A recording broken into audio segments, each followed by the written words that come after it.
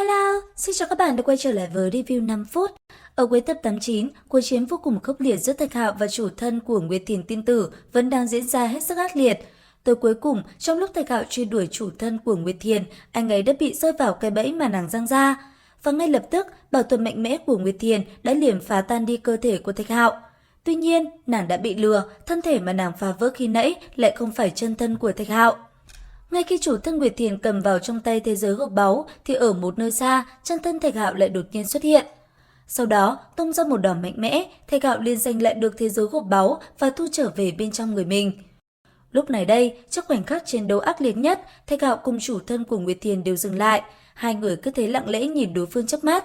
Sau đó, ở giữa không trung, hai người liền lời qua tiếng lại với nhau và sau một hồi nói chuyện, hồi kết của cuộc đại chiến cũng chính thức bắt đầu.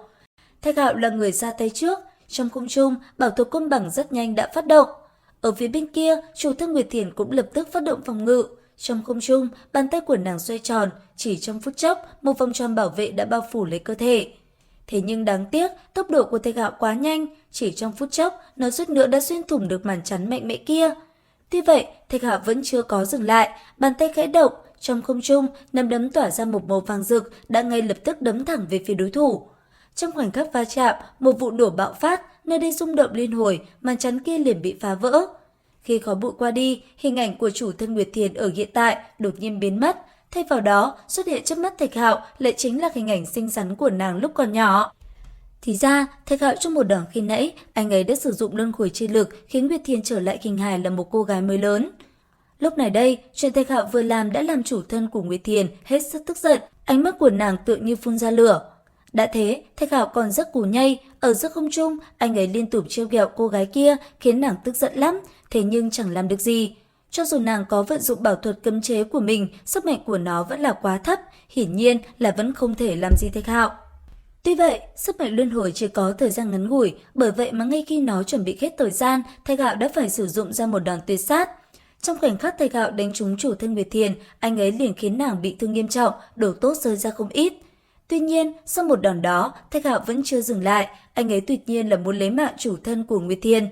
Thế nhưng, cũng đúng vào khoảnh khắc ấy, từ trong cơ thể của chủ thân kia, một chiếc đỉnh nhỏ đã liền xuất hiện, sau đó bao bọc lấy nàng.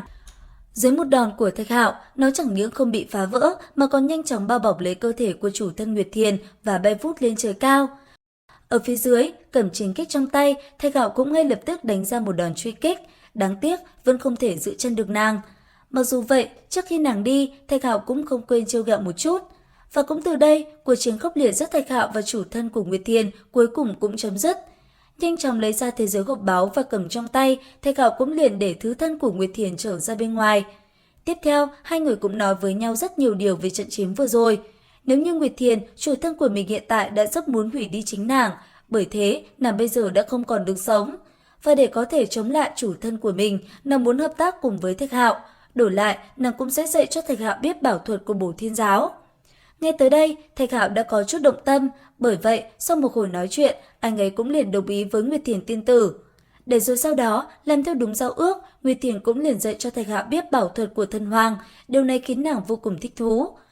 Và theo thời gian trôi qua, khi bình minh ló dạng, Liễu Thần cùng Tiểu Tháp cũng đã quay trở lại. Tuy nhiên, ngay khi trở lại, Liễu Thần đã liền nói với Thạch Hạo, nàng sắp phải đi rồi. Thế nhưng, trước khi đi, nàng sẽ dẫn mọi người về Thạch Thôn trước. Nghe xong, Thạch Hạo vô cùng kinh ngạc, anh ấy cũng không biết chuyện gì đã xảy ra với Liễu Thần. Tuy vậy, anh ấy cũng không có hỏi nàng mà chỉ im lặng nghe theo Liễu Thần và trở về Thạch Thôn.